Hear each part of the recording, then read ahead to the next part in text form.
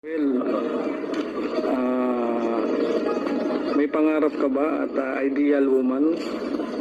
Ano po yung talagang inaasam-asam ko mga kalingap, no? And yung gusto ko talagang magiging dawan ko mga kalingap someday is yung simpleng babae lang po mga kalingap na ano po, hindi maarte and praktikal lang po sa buhay mga kalingap, kagaya ko po na balik kung anong mga ginagawa ko or anong mga kagustuhan ko, yun din po sa kanya mga kalingap. And basta may nag-aralan lang and mabait po mga kalingap. Ayun.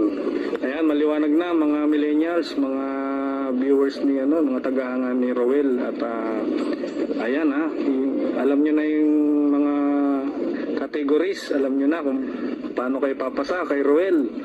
Ayan, magandang tips yun nabigay natin at maraming salamat Roel sa